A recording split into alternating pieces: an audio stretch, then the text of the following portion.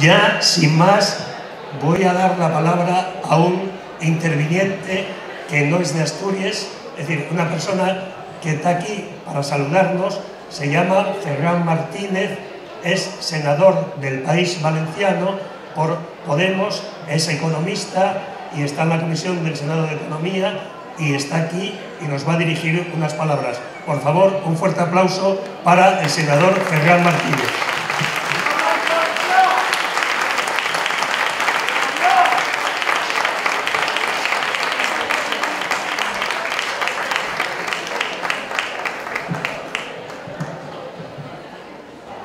Bueno, pues buenas tardes. Muchísimas gracias por haberme invitado.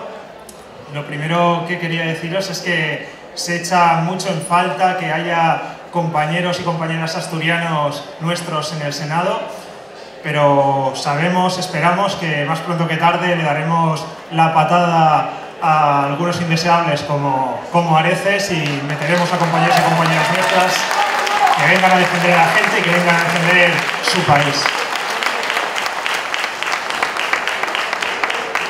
La segunda cosa que quería decir es que cuando empezamos este proyecto de Podemos, creo que nos fijamos un objetivo muy alto, que era el de lograr entrar en el gobierno de España.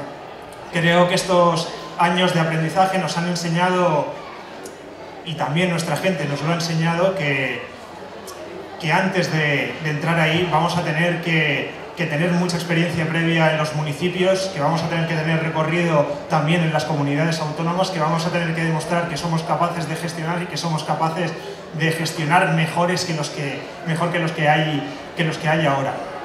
Y creo que en ese sentido los compañeros y compañeras de Asturias nos estáis dando una lección y sois un ejemplo para nosotros muy valeroso. En el País Valenciano os miramos mucho.